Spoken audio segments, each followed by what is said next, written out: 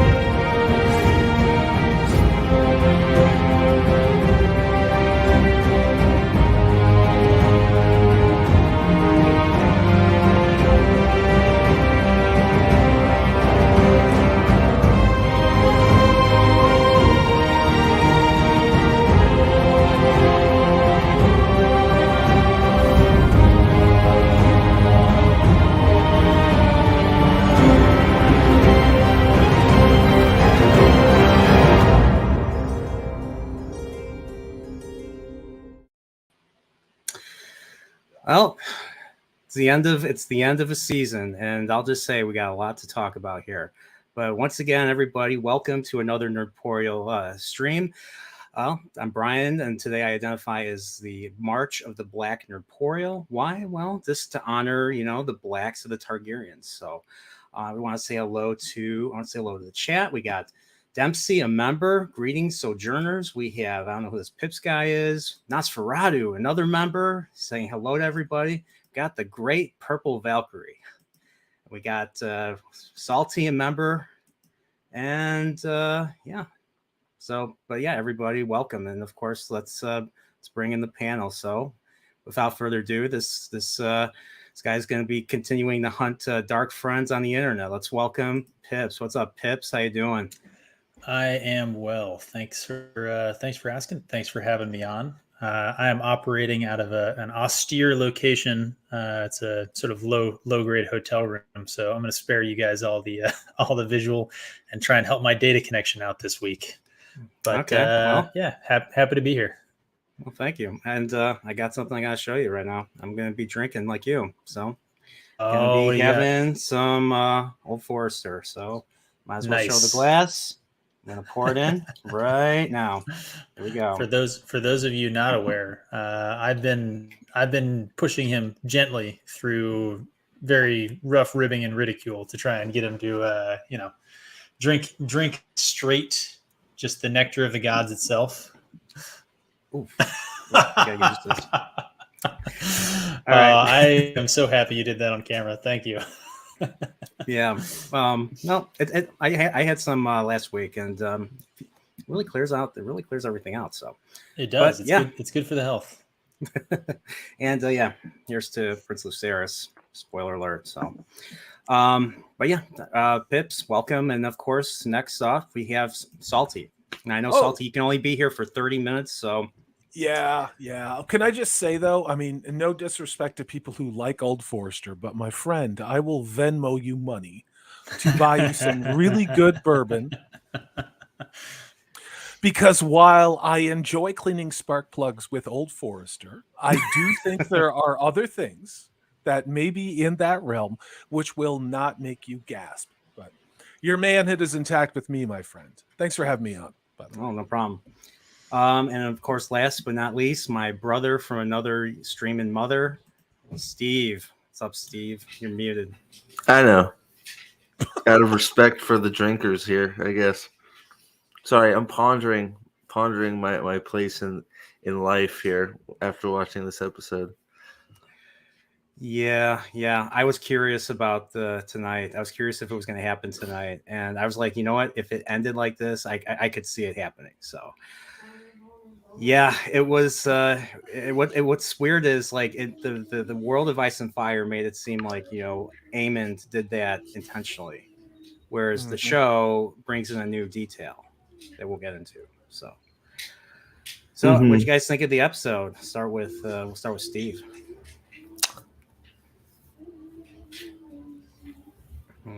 Yeah. Full disclosure, Steve and I watched it with Purple Valkyrie, and so this kind of like introspection has been going on since the episode ended. So. Not thrilled. We'll just say that. I'll leave it there and we'll talk about it. We'll work our way through it. But wasted about 20 minutes at the beginning. The dragon part at the end was fine, and then the middle was full of questionable decisions. And I don't know. I don't know. What was it? Maybe on a second viewing, something will change. But not real thrilled with this episode, especially from what I was hoping for. From the last episode, we definitely didn't get any of that. We didn't get any sort of fighting at all. So, it was another. Just you would think there was going to be something big, more political stuff. Yeah, nothing big happened. I mean, I shouldn't say nothing big happened. Obviously, something big happened, but there was no I don't know. It didn't feel like a finale to me. It just felt like another episode. It feels like there should be another episode after this one to finish off the season. That's how I was left feeling. Yeah, this kind of felt like this is something that would have happened in a penultimate episode, like a major or like a major declaration, or like really leads. Well, you end with the close up on her, and then it's like, okay, now the next episode, you've had the Allison episode, you've had the Rhaenyra episode, now you have them freaking going at it, right? But no, this is it. And there's people that should be dead now that probably won't be, and things that should happen that won't happen, and it didn't really do it for me. I mean, there were good parts, but I don't know. Yeah. What about you, Steve? I mean, sorry, Corey. What about you, Corey? Oh, me. Yeah. I agree with Steve to a great degree. And what I thought so the world is turned on its head. The crown has been usurped. This is Rhaenyra's chance to shine, and they spent way too long on her stillborn child.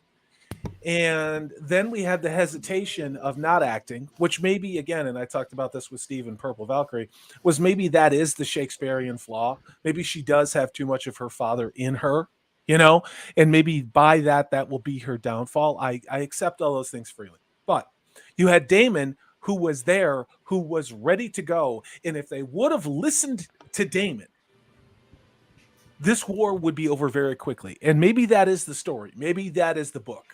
But I found myself, remember some of those middling episodes where I was like, this is like a 6 or a 5.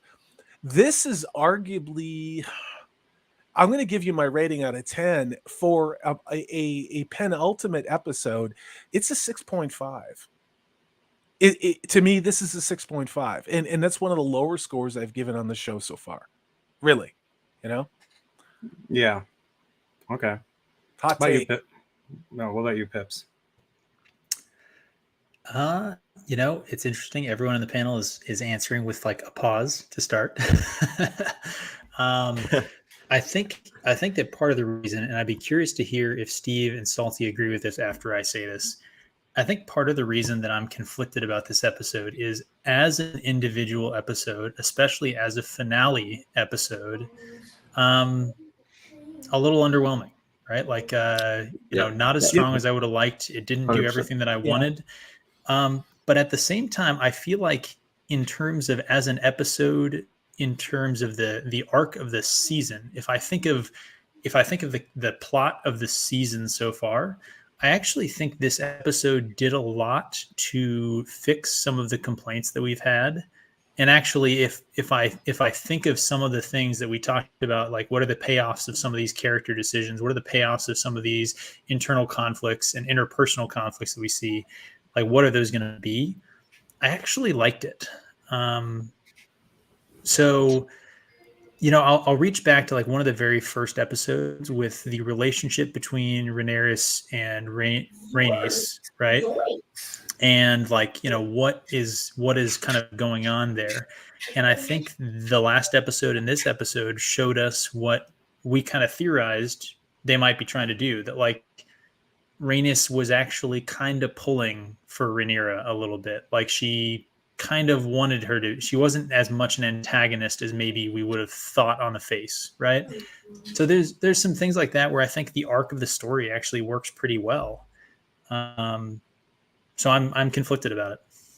Well, I don't know. I was left wondering if she's playing more games because she didn't bow a single time to her new queen. So I saw that too. I saw that too. I mean, so I get it, but I had to ask, like that's not good for a finale. I had to ask. I said, this was the finale, right?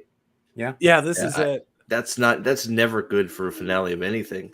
That you have to ask. It's like, is this the end? This is the end of the season.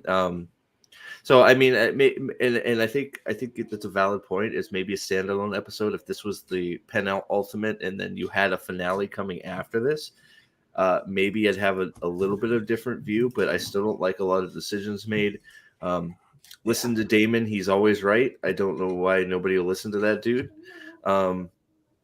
He's got power, he's got respect, he should be king, and that's it. Yeah, the way that I felt about this episode was this felt like a mid-season episode, not like a finale. And it's hard because we weren't even left dangling off an edge. You know, it's like, oh, okay, well, we've hit a yellow light, so let's slow down. That's what this episode felt like to me. And Pips, I get your points. I do. However, I think we have moved beyond the chess, the Grandmaster chess, to now this is straight up. Things need to start happening quickly. You know, they really do. And maybe those things are reckless, maybe they're not. And I do understand the character of this, but this is a woman who's been waiting her entire life for this moment and fought tooth and nail for this moment. And she's pussing out, you know? So I think we've actually, as much as it frustrated me during the season, we've actually seen that she didn't necessarily really want it that much, that she, she was kind of hot and cold about it.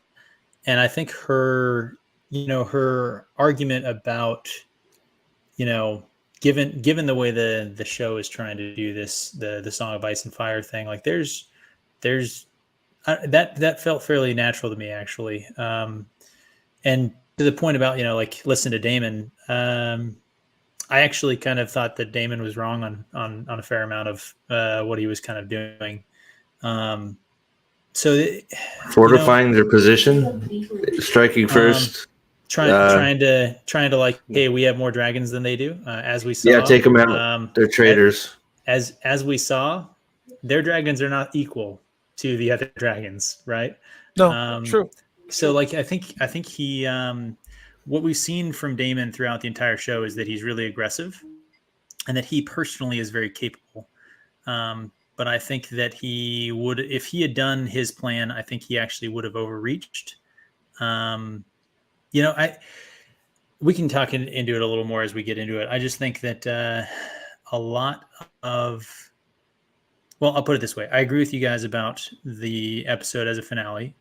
It ended, and I was like, isn't there supposed to be another scene? Right? I saw that. Yeah, I felt that way too. Yeah. Well, and real quick, from what you said about Rhaenyra, I think you're right about what we saw, but we were supposed to. This is something we've talked about through all these too. We were supposed to believe that she wanted this, even though it didn't feel like she wanted it from the acting or the writing or whatever. She was flip-flopping a lot and all that stuff from her actions, but throughout the season, we were supposed to think, even though it wasn't being portrayed, that this was the most important thing to her because of the Song of Ice and Fire and this and that and the other.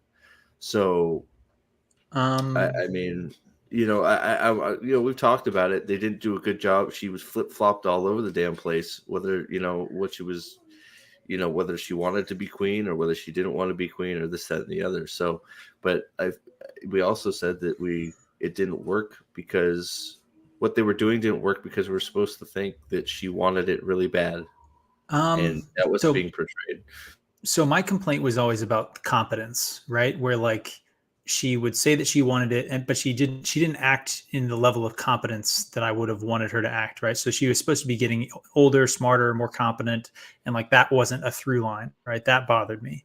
But like we routinely hear her talking about the weight of the burden, right? About, you know, a lot of the, you know, she wants to be free, she wants to, you know, be able to pick her own life. She, you know, doesn't like the weight of the responsibility that she felt. That she talked to her son about that in this episode. She's said in the last 2 or 3 episodes. Could they have done that better? Yes, I think they could have, right? But I'm just saying that I don't think that the motives have necessarily been too off. The problem that I always had was the level of competence, that she should have been a more capable political actor given her life at court and the training that she had. Fair enough. So I'm going to come at this from the great unwashed way, which is less analytical, and no disrespect in saying that. I think, Pips, you raised some very good points. I do. And Steve, I think you do too. I'm coming at it from a slightly different perspective. Doesn't make it better or worse or even right, but purely from an episodic television standpoint, from watching this as a fantasy show, standing alone from the lore and whatever else, I really needed more for a season that proved that it was building towards something good and something magnificent with the character development that was there. And for whatever reason, they decided to shift the focus of the last 2 episodes to the Queen and then to Rhaenyra. And that's fine. But what it did is it completely stalled the velocity and momentum of this drama and of my engagement as a person, because I understand, you know, there are ups and downs, but in a 3-act play, we need to hit the climax. And with a show like this, in my opinion, we never got that climax. That kid getting bit in half by a dragon wasn't a climax. That was an inciting incident. Just dramatic. It was very dramatic. It was dramatic. It looked great. It did. But I was left going, you know what? I needed more than this. I needed more than this for me to go, holy shit, this was an excellent season of television, you know? Yeah. Well, they made Aemon look. So I don't know if Aemon's supposed to look inept, but I mean, they put all the agency on the dragon. He lost control of the dragon, and the dragon ate him. So Yeah, I know we're getting way out ahead here, but it sort of it's the way they've portrayed it is it's not Aemon's fault completely, because the dragon went rogue. Because it got fire in the face. And the same with what was Axes? Dragon. Yeah, he's like, what are you doing? He's like, breathes fire on freaking Vhagar. Yeah, but Vhagar just goes and. Well, but the difference is Lucerys was able to rein his dragon back in, and the dragon, started listening to him again. Well, the other one just got fire all over its face, so it's probably a little more pissed off. Yeah, but I mean, the whole point of the dragon bigger is like, I'm not taking this shit. But no, I granted, but I thought the whole point of this was the reason they were chosen was they are pretty much bonded to their dragons, and the dragons are supposed to pretty much listen to them. They said in the very beginning of the series, episode 1, that whole thing, the king, when king, right before the king tells Rhaenyra about the Song of Ice and Fire, he says that their control of the dragons is a myth. It's only there for the show. Yeah, you're right. That's the first thing I thought when I saw that. Yeah, good point. Very good point. What I started to think with that episode, and it's the first time it's happened probably since the 2nd episode, or actually no, the 4th or the 5th, the one that pissed me off, was I really started to go, are we doing intersectional feminism here, where men are either stupid or evil now? Is that what we're doing with these 2 young boys? Now, I'm not saying I'm right. I'm saying that's the first time that really came into my mind in this show. Well, sorry, Steve. No, that was my fault. I don't know. Do you want to start going through it rather than, because we're sort of hopping all over the place? Yeah, I think that's a good idea. Well, I mean, I wanted to hear your thoughts before I was. Yeah, the way I always do. I'm left a little annoyed, and Peps, as always, sometimes I don't think of things that you think of, so it's nice to get your perspective. But to be fair, I don't really disagree with you guys. So Salty said a 6.5, and I think I might agree with that. You know, I like mean, it was as an episode, and I've tried to assess the episodes as standalones when I rank, like, sort of grade them.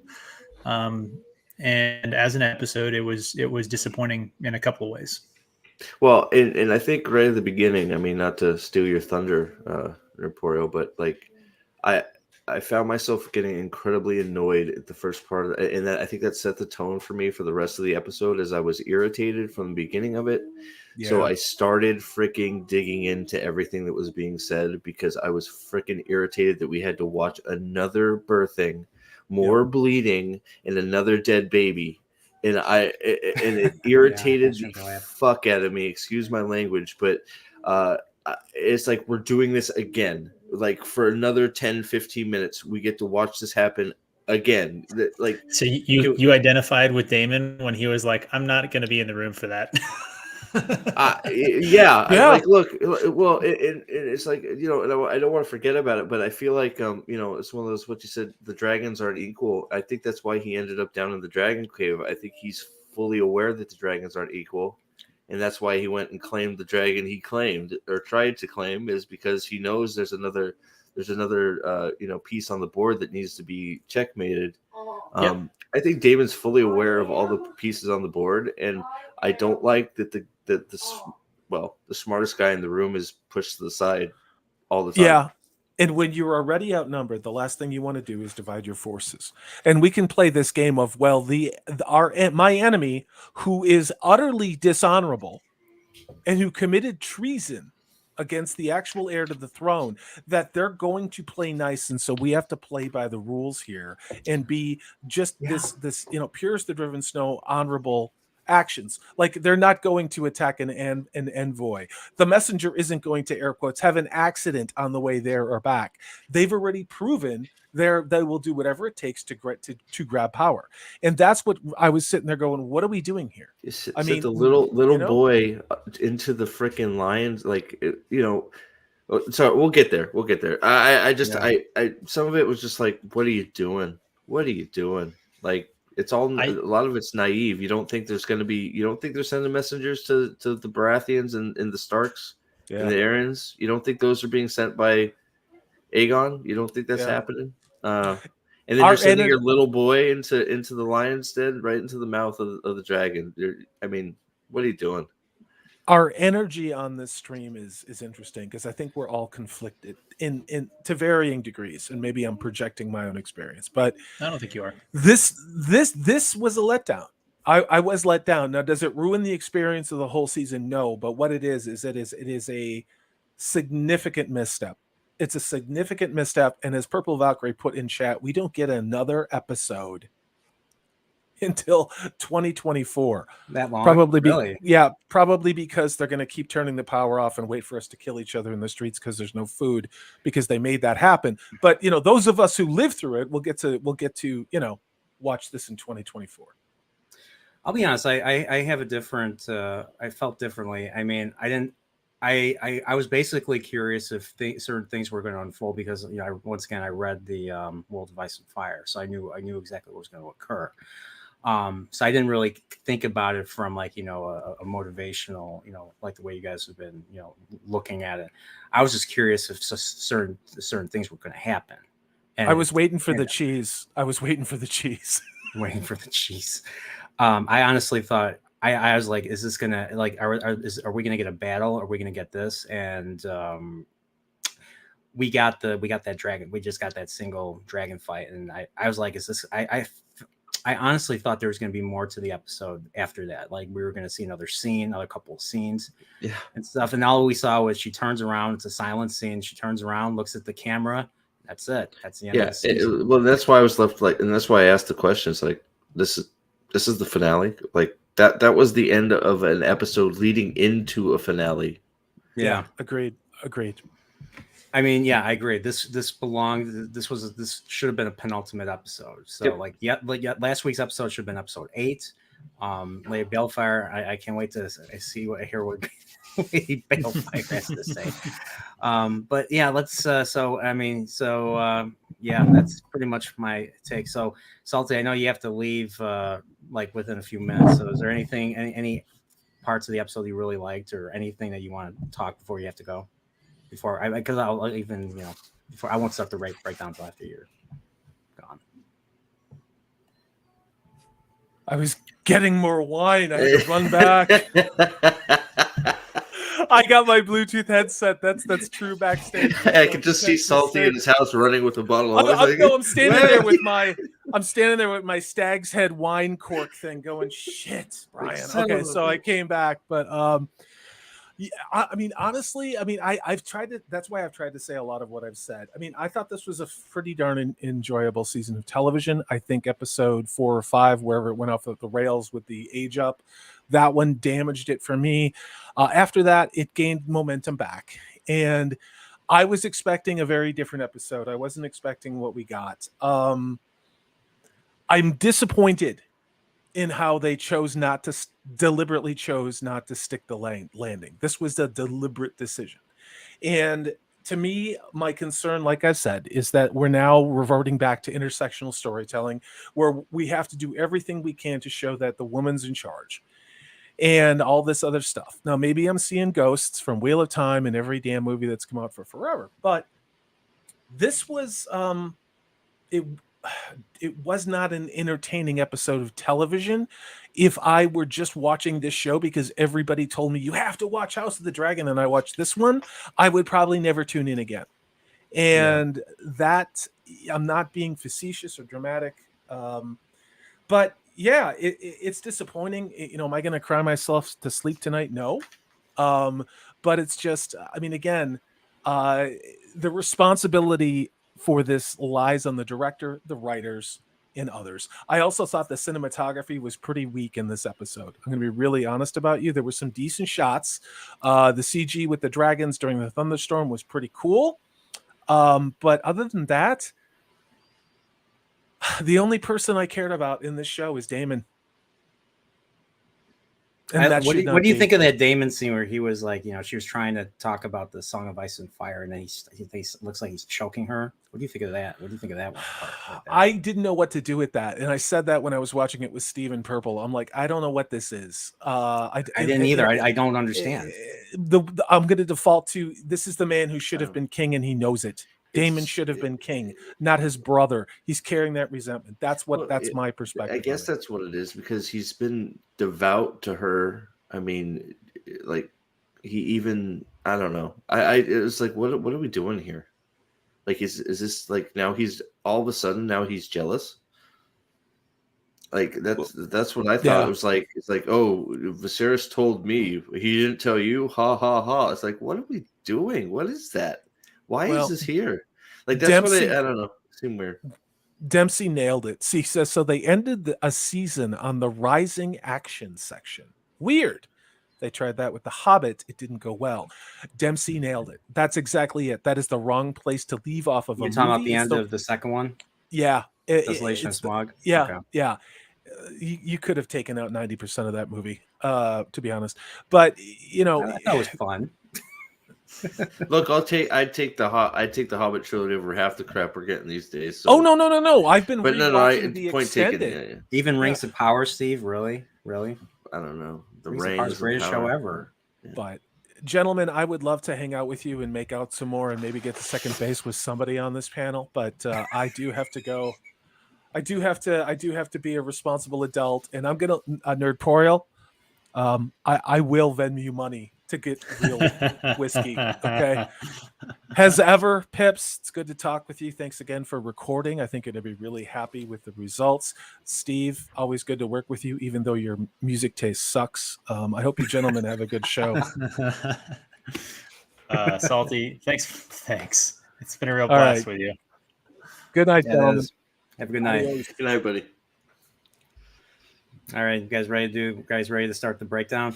By the way, before I don't know if anybody's sticking around afterwards, I'll have people I'll put a link and people can come on and talk. Remember how we did Better Call Saul? I'll be here for the duration, sir. I have no work. I will be here. Okay. Well, and Pips, I have a very early warning. I will stay here and punish myself with a lack of sleep in order to finish out this journey that we've been on. But I will have to duck when we get off air for sure. Of course. course, absolutely. So, all right, so let's begin. So, How long was the birthing stuff? Like, Too does long. anybody know I think it was when, at least like 10 minutes. I what think like 5 to 10 minutes. like because that's how the whole like I mean I feel like that's how we can start the whole episode is just like okay I think miscarriage for 10 minutes. I think we need to start before that. I guess there's a few things before. You're right. Because so what I will say is that we talked about the ending of the last episode. We had some different takes on it. I think it's clearly been something that the writers have been getting shellacked for, is the ending of the last episode, right? If you look at social media response, I right? just and it's actually my first rewatch. I don't think I've rewatched an entire episode in its entirety. So I actually Refresh rewatched my all of memory. episode 9. What are So they getting shellacked for? Sorry. I think it's because Rain Easton burned them all. Yes. Is that what it is? Oh, Yeah, yes. Rain So- Easton had a chance. They were all on the dais. Eamon, Mhm. Allison, Otto, Mhm. everyone that's going to be, Kristen Cole, the High Council. They were all there. She had a chance to burn them all, and there would have been no war. So Yeah. She would have been within her right too, burning all the traitors. So Yeah. I think that I said last episode that I didn't like it as a decision, but that I was willing to kind of see potentially some The character honor. justification. And while I think it's stupid, right? Yeah. What I will say is that there's clearly no way that they rewrote this episode based on the response from last episode, right? So this was as it was written, as it was put together before the season aired. And to start the episode where Damon is basically the voice of the audience and like, why didn't you freaking burn him? And she says, because this isn't my war. I'm here because of my house. And then we see her when Corliss shows up. We see her basically do the same. We're like, hey, I'm not the head of House Valerion. You are. So like, what are we gonna do? And he makes the decision. And I think that there is a consistency in her choice and her decision there, which is all I really expect from a character, right? Like a character is allowed to be really dumb and make mistakes and do things that I would never do in that situation, but they have to be consistent in the way that they do it. Well, let me sort of just get this thought out before I lose it. We're supposed to. We are consistently told, or I feel like we're consistently told that she should be and rightfully be king over Viserys because she has the demeanor, she thinks like a ruler, and all of that, and Viserys is seen as weak. But then she's always taking the back seat. So is this just a confirmation that she was not fit to be the queen? I don't know if it's a fitness thing. I think that we've seen everyone else seems to think that she wants to be queen, and every time it actually is put to a question where she's actually the person who's talking, or we see her motives and actions, she makes it clear, I don't care about the Iron Throne. Like I did, but I no longer do. That's not a thing that I want. I care about my family and my children and my grandchildren. And right, but in that right, in which are all with Rhaenyra at Dragonstone in direct danger from the usurpers. All of her grandchildren are betrothed to Targaryens with Rhaenyra. So, I mean, if she's doing all this thing, I'm just sort of playing devil's advocate. I mean, a betrothal can be broken off way easier than a declaration of war, right? Like, so I still have some nitpicks with that scene because of the way that it was done. She should have just flown away and escaped, right? But the decision to not burn them all is consistent with her character that we've seen so far, what she said about her motives, what she said in this episode, and what she did in this episode. So I still think that the last episode was a sin on the writers and directors where they wanted to make a really big splashy scene without necessarily thinking of all of the ramifications and implications. But at least they didn't break her character to do it. is all I'm saying. So this, in my mind, this takes a few cinema sins off of that last scene from the last episode, if you will. It doesn't fix it, but it does make me less upset about it. Fair enough. I think that's fair. I don't agree with it, but no, not. I mean, I agree with what you're saying. I think I'm at the same place as you. I would have burned them all, it but may have, I'm not hurt. Right, exactly, right. So we're on the exact same spot. Is it might have helped with her motivations a little bit because we got a little bit more into what she was thinking, but still should have burned them. I mean, countless. Countless lives saved, including possibly your ilk. For for people that were obviously probably getting ready to off you. Dempsey, I think brings up the right point here, which is that the problem with that scene is the problem with a lot of writing of like prequel series where they like tried to raise stakes in areas that the audience knows that the stakes that they're raising can't actually come to fruition, right? So like that whole scene, like for instance, that whole oh, scene, where's Isildur? Isildur must be dead, right? Yeah, oh, exactly. Wait, he's exactly. He's in Return of he's in Fellowship of the Ring. Oops, yeah. So the idea that like we knew that nothing was going to happen in that scene, and they tried to make it like they tried to like trick you into thinking that it was going to happen, even though you know that it can't, and they know that it can't, and so they had to backtrack, and that's why like they could have had the dragon break out through the floor, they could have had her stare him down, they could have had it thrash around and throw some people, and then it should have flown away. Right? Well, you could have seen it bust out from underneath, like outside. Yep. Just look over her shoulder and fly off. I would have even forgiven them having it break out like it did in the room, thrash around, kill a bunch of people, and then have them start closing the door. And if she had looked at the door and then looked and like stared them down, and the dragon kind of screamed at him, and she flew off and made it through the door before they closed, right? Like that I think would have been a good scene. They tried to take it. And this is honestly, I've said this before with the show, they filmed the scene 20 seconds too long.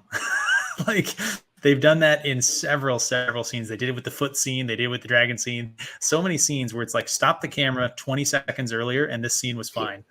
Agreed. You didn't like that scene, Peps? You didn't like the foot scene was my favorite. All right, we've talked about last episode. sorry about the tangent.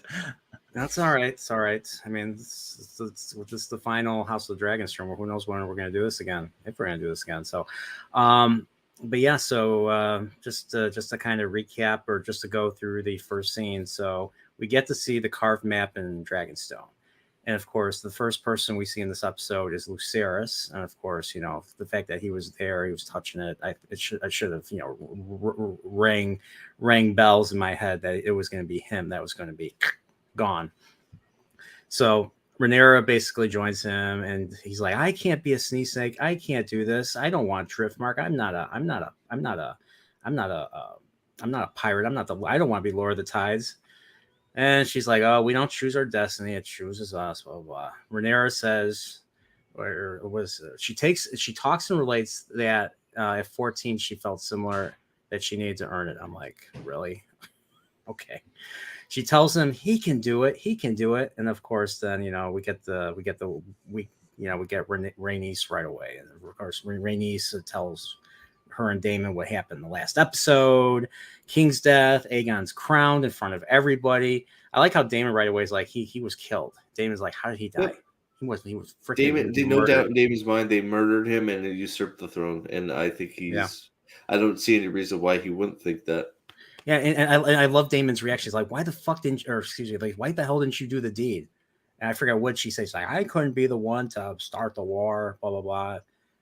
And then we get we see her breathing. And of course, then we get that, we get the birth, or we get the stillborn birth thing. So we get more birth. I mean, don't you just love births, Steve?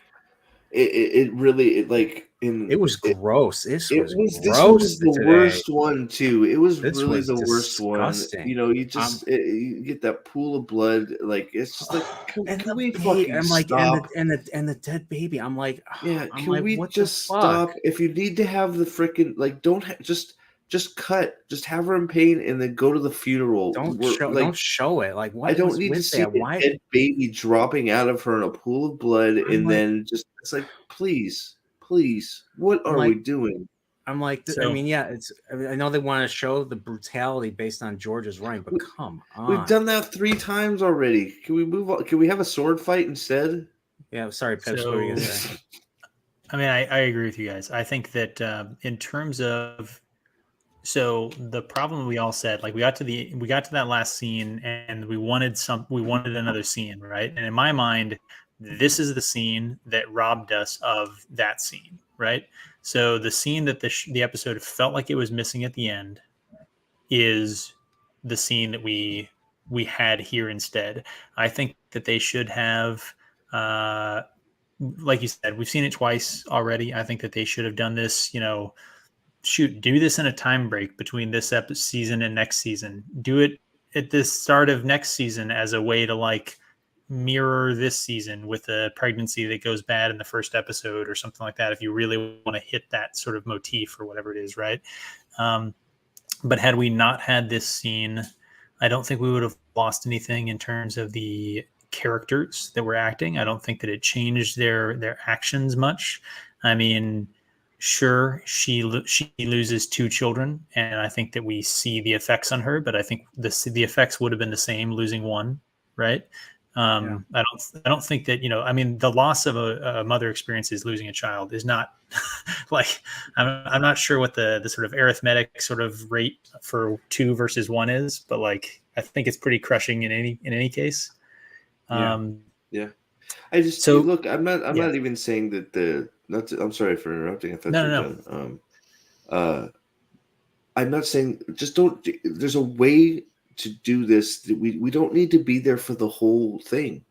Even if the baby's gonna die, just have her go into labor, have a nurse come out and tell Damon that we lost the baby, and then go to the funeral or something. Like, I don't know. I mean, I guess we did that sort of already with the other birthing scene, but it's just like, if you have to have this in there, you do not need to spend 10 minutes on Rhaenyra screaming in pain and then bleeding everywhere and then having a dead baby fall out of her. We don't need that. There's a million ways you could do it different and get the point across that you need to get across. I agree. Mm-hmm. This scene is probably responsible for at least 2 of the points that I took off this episode, right? Like, I think it took too much time. It showed us something we'd already seen. It cast Damon in a needlessly bad light with him ignoring his wife going through the labor. I guess there's an argument to be made that like he's seen labor go poorly before, and maybe he cared about that more than we've seen. There's you can make some defenses of it, but like it didn't need to happen. It didn't need to happen in this episode. So Yeah, I feel the same way. It put me in a bad mood for the rest of the episode. This is the issue with trying to adapt a fictional history, because I mean, history tends to repeat itself. History tends to, things tend to, go in a cycle. Especially in the way that George R.R. Martin writes the stories, right? He loves to have the same events happen over and over again with subtle differences and variations to I want to say hello to Iggy Sink. What's up, Iggy Sink? I think it's your first time in one of my chats. Well, welcome. Thanks for being here. But what do you guys think of now? This is before the birth, but what do you think of like her commanding her son? Like you are not to make. I know we already really brushed on it. Like you can't act until you can't act until I'm through the labor and everything. I think that was silly. Put somebody in charge. You have no idea how long you're going to be in labor for. It was kind of like, it made me think of, now that especially the points you made, it made me think of, remember how Ned Stark waited too long, and because of that he ended up losing his head because Cersei had enough time to act and enact her schemes and everything. I mean, it just kind of felt like it, I mean, it's not the same situation, but it kind of felt like that, where one side takes too long and lets the other side act their part out. Well, and that's one of the biggest problems I have now that I'm thinking even more of the episode is everything that's happening at Dragonstone, there's not enough thought on what they might be doing at King's Landing that will mirror what they're doing. They're just trying to consolidate, who's loyal to them, and then, obviously she's going into labor, right? But, her saying, oh, don't do anything. She should have trusted people that can, if she's indisposed, that she can trust that they'll do what she wants in her best interest. Every minute not planning on what's going on puts her and her family and her claim to the throne in danger, because the other side is planning and sending out ravens and sending out dragon riders as well. Yeah. So I think that I think that the urgency, especially when Hightower showed up, and the thought that, oh, they're not sending people, like, I don't even think they thought that anybody was sent to the 3 places they sent the boys to go. Like, it's like the Starks aren't Oathbreakers, but you don't think they sent an envoy to the north? That's an important ally to have. You don't think King's Landing already sent somebody? It's like the urgency, like, it's just like, I mean, I get it. But it's like, that's what's like, Daemon, you're in charge. You're like, but so, like, don't go freaking, like, there should be somebody that she can trust to take over while she's indisposed. So I kind of agree with you. I was disappointed that that she and Daemon weren't more in the same mind. So, and this is something where, I mean, honestly, they put themselves in this situation. When you're the commanding officer and you have your XO or your sergeant major or something like that, there's a very clear understanding of who's in charge, right? But if you're going to have a conversation where, the airing of discussions and things like that is happening, you kind of have a chat beforehand, right? So you sort of have your sidebar, and then you sort of have the conversation with everybody. So there's some poor play there, which Rhaenyra makes mistakes. I think one of the mistakes is. So I do think that Daemon's plan of, like, sending all of our dragons and just burning them all to a crisp and doing stuff, right? Like, he wanted to be very aggressive. They're in too weak of a position to do that, right? Just as an example, had he sent a bunch of their dragons off, then they just talked about how few people they have to defend Dragonstone.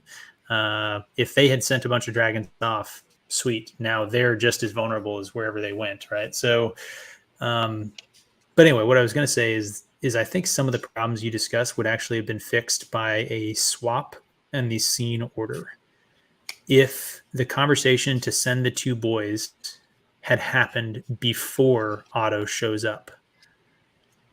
And I wonder if that's not how maybe it was supposed to be, because, like you said, they acted like they didn't think that envoys had been sent to those houses, and Otto shows up and says that they have. Mm-hmm. Mm-hmm.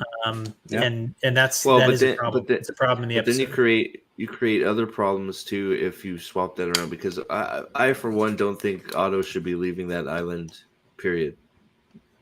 No, absolutely not. Envoy or not, he's a traitor. He is the instrument that usurped the crown. Rhaenyra knows this, and he shouldn't have his head. He should be done. But and especially if it's after what happens with Lucerys happens, there's no way he leaves that island.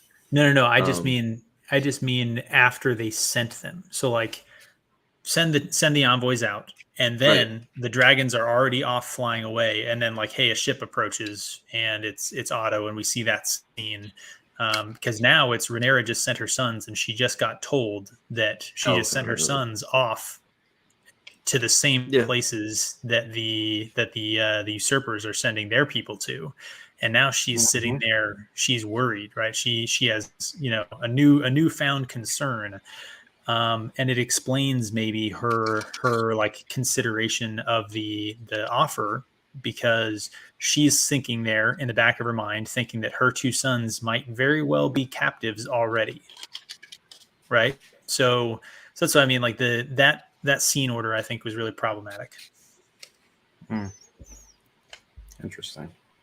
Agreed. Also, it would have been more action. The part that Damon was correct on is they should have been going immediately, sending ravens, going out, securing the people that they thought were the most positive.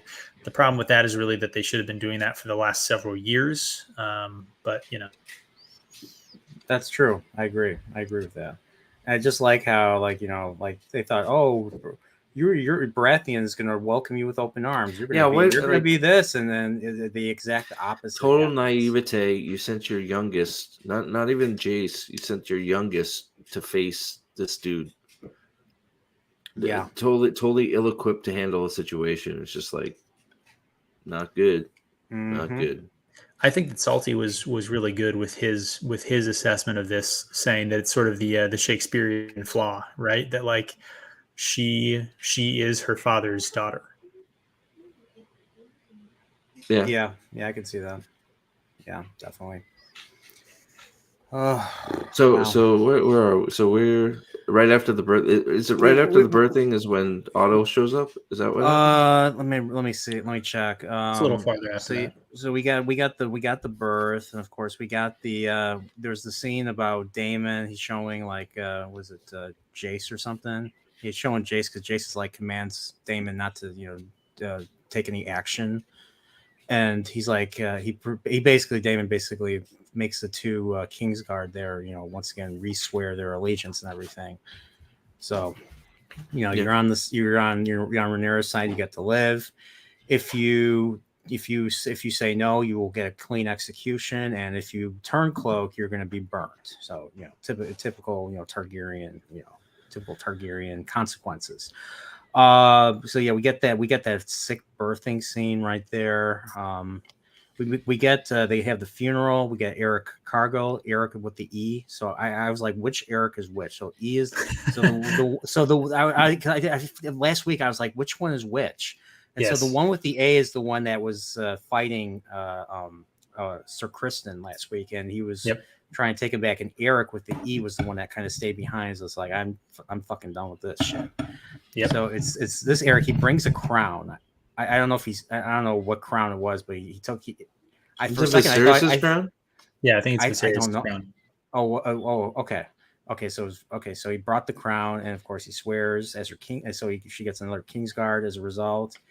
And of course, then then they have the coronation right there. Damon crowns her and everything, and then they have the council right after that. They have we have Rhaena, the granddaughter's a cupbearer, and what do we get? Okay, they talk about support. That they're talking about going to the Tullys. The Tullys are the ones that run the Riverlands, so that's something Damon was going to take care of personally. Yep. We had how they talked about Starks. The Starks are honorable. I mean, Ned Stark was probably the most honorable. I don't think all the Starks were honorable, but they were known for their honor. So if they get the Starks, they get the North. You got, of course, Baratheon, the Stormlands. That they're not sure about them.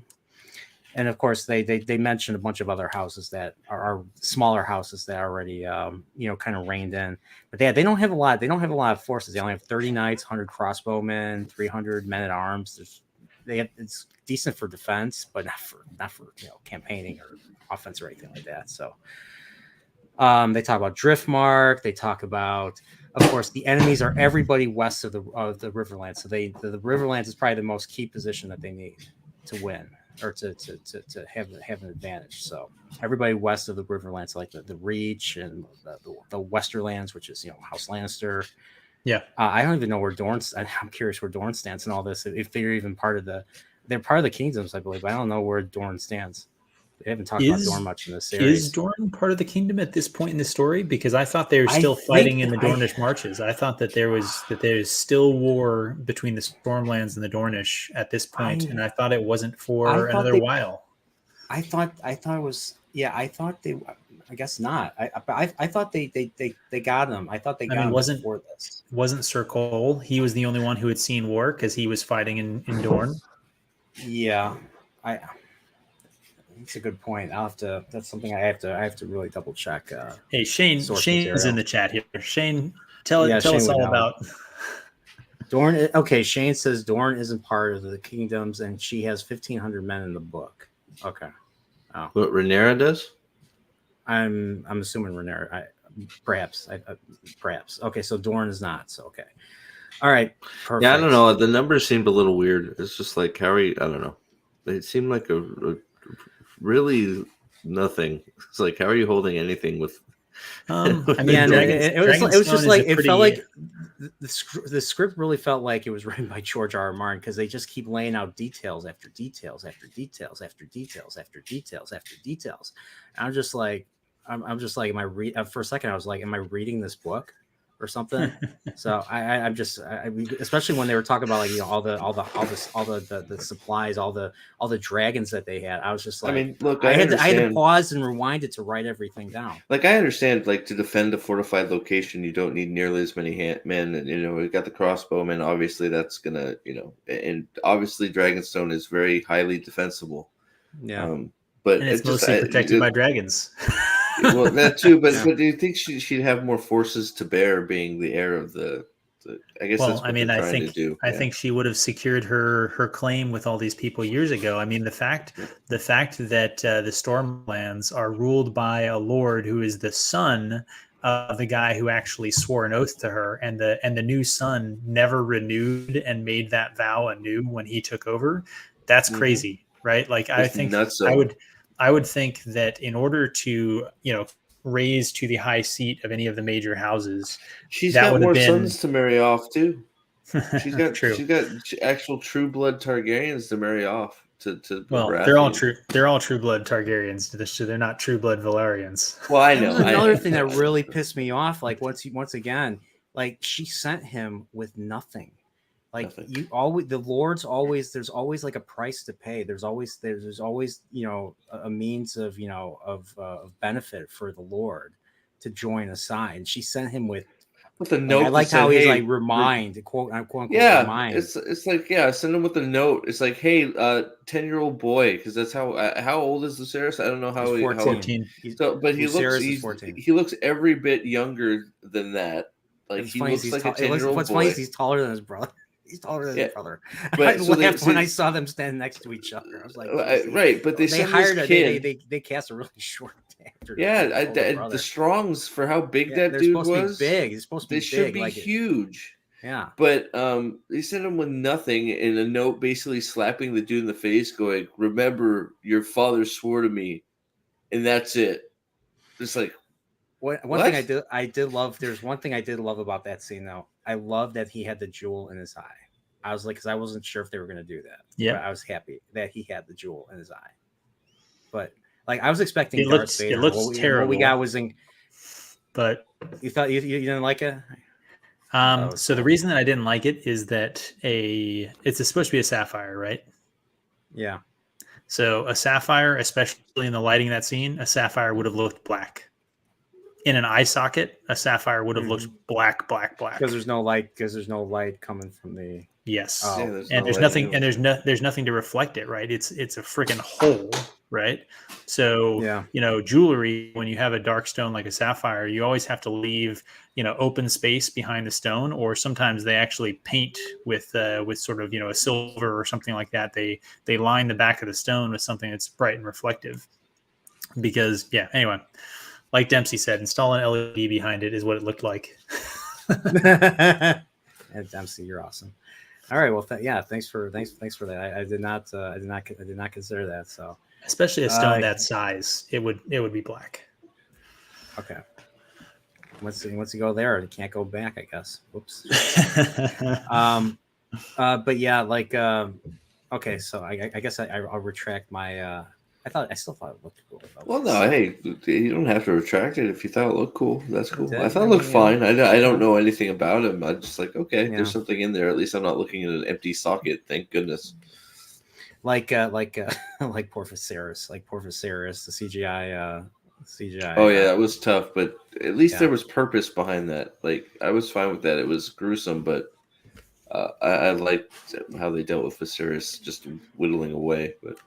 And then, of course, now with after this scene where they talk about all the dragons and everything, then we get the ship, and then we get Otto, and that's where then she's like, "I'm Queen Rhaenyra, and you're all traitors to the realm," blah blah blah, And of course, you know, What? Otto offers all the terms that he can. He's like, you know, this can go away. You know, you can't keep Dragonstone. Everybody will have a rolling court. You know, I loved how Damon responded to that. He's like, I'd rather feed my sons to the dragons than have them be his cupbearers for your drunken usurper. I'll say it, cunt of a king. Yes. Yeah. And then I don't know. I don't know why. Like, he can sprout up all the titles that he wants to. He wears the Conqueror's this. He has the Conqueror. It's like, yeah, so. Mm-hmm. So what? Like, I think okay, you put it on his head. So why do I give a crap what he's wearing? because it has to do with the line that was it Masari? No, Masari was the red woman, right? Whatever, the white worm. The line that she said about, you know, you can only have the power that the people give you, or whatever, right? And there's some truth to that. The people see the trappings, they see the red keep, they see Aegon's crown and sword and those things. That's huge, right? Being That's the one legit. who's sitting on the Iron Throne is a huge mark in your favor for not just the common folk, but the lords themselves, right? So like Storm's End, you know, Lord Baratheon's sitting there like, wait a second. So they have all of the army, all of the royal armies hanging out in King's Landing on their side. You have 300 crossbowmen. They have the Iron Throne, and they offered to marry off a son to my daughter. You have nothing. Why should like any lord would be like, why would I choose you? Yeah, but I get that for everybody. I just don't know. Like, I mean, is that just like, I don't know, reminding of her of where her position? I guess that's fine. I don't know. Him sprouting off all the titles that they gave Aegon, didn't like. I wasn't sure why that he thought that would affect Rhaenyra, other than, you know, her reminding her that they hold King's Landing. I don't know. And then her ripping the hand thing off. I don't know. It was just like, you're not my hand anymore. I'm like, okay. She's like, I mean, if you're gonna do that, okay. just throw him in jail too, until you figure out what's going on. Yeah, I guess those they're trying, you know, calling back to, you know, when Tyrion, when Tyrion just took it and threw it away. Well, kind of. So the question on her treatment there is, do you think she legitimately was considering the proposal, or do you think she wasn't? Because the evidence that we see, smart or otherwise, was that she was legitimately considering the proposal, and she couldn't take Otto prisoner or kill him or do anything else to him if she wanted to have a chance of accepting that offer. That's the reason that you let the messenger go. If you do anything to the messenger, I think it's ridiculous, but I think you're exactly right. Is she, you know, handed her the piece of fucking parchment from a book that they read when they were children, when they weren't trying to kill each other or stab each other in the back or kill each other's children, you know, a freaking lifetime ago. You know, it's, you know, and then she leaves and she usurps her. Why would anything that Alicent has to say to Rhaenyra sway her at all? So I didn't buy that she should be considering this offer. You know, I guess it's, again, if we're doing the, you know, father's daughter thing, then I guess.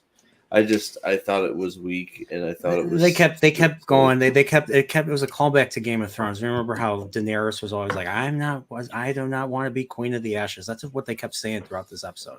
That was their justification for her making these types of decisions, not going to war right away. So instead of not having a lightning war, blitzkrieg or whatever, just wait, and maybe we're not going to be the ones. We want to be the ones that look good to history or something. That's what I think they were trying to do too. It's like they're playing the Romulan game from Star Trek. You know, always don't want to be the ones to be known as the warmongers or something. I don't know. So you know, Shane says he thinks that the friends lovers thing was a bad idea. First of all, I don't think they were ever lovers. I think that was maybe a little baiting. It was suggestive. It was suggestive, but I didn't really see it. It was maybe a little bit of baiting. Girls being girls. Yeah, it's just girls being girls. Yes. So we never actually saw that. We just saw them yeah, girls being girls, whatever. I actually liked the fact that they were friends. I thought that it played well throughout the season. I think that it is the source of their back and forth tension. I think that the page was a attempt to try and convince her that she could trust her friend to not, murder them if they accepted her peace deal. So it was like, hey, I'm giving you a way better deal than anybody would expect me to give you, and I'm doing it because we're old friends, right? Mm-hmm.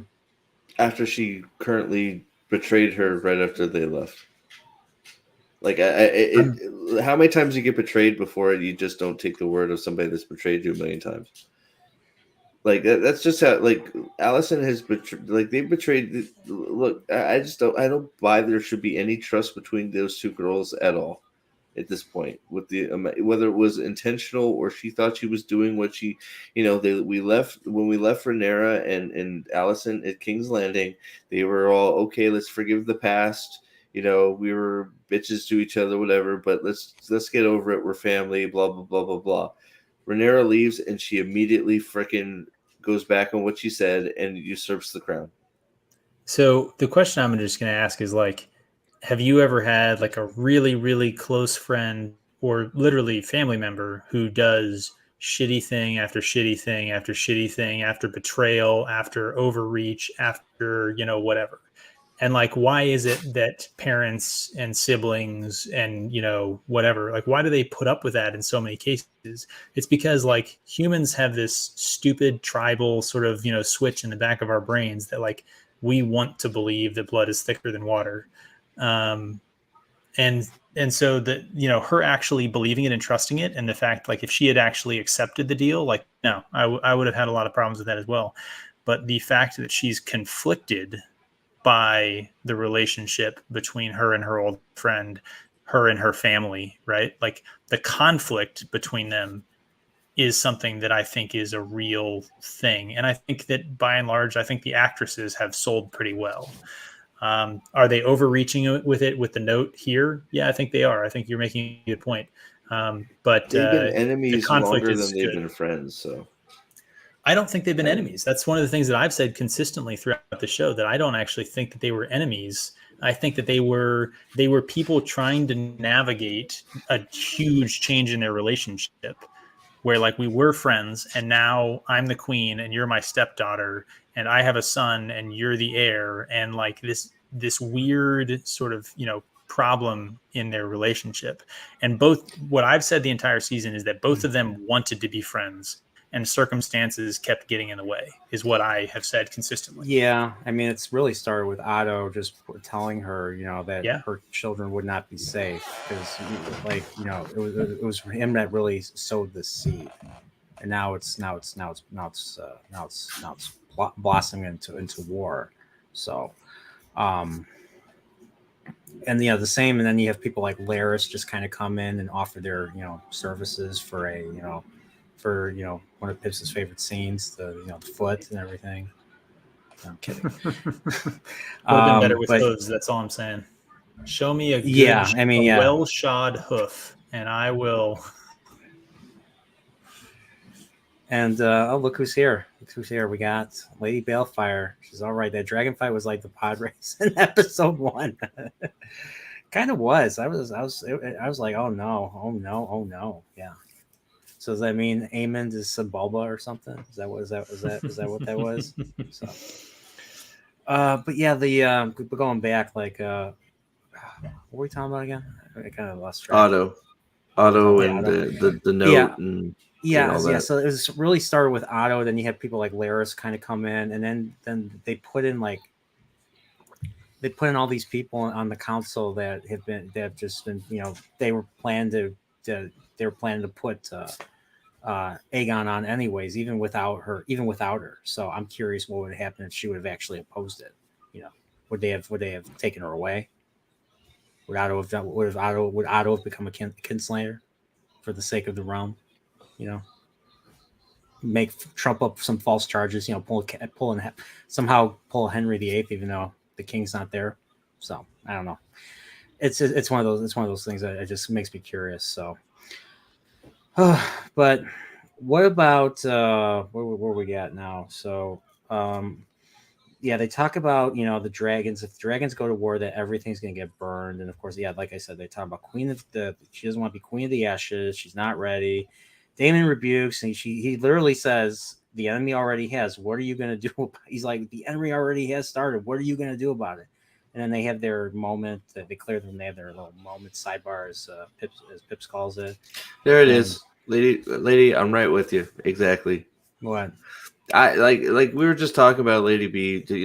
We're supposed this, and that's exactly what I was thinking about. Was with why is Otto still alive? And Pips is right on what we're supposed to be thinking, that she's conflicted and she's considering this deal and the friendship thing. I didn't buy it. I didn't believe it. I think No, I mean especially I think you're with the mischaracterizing my point, but yeah. Oh, okay. Well, no, I mean, I'm not trying to. I'm not trying to. I hope you know that.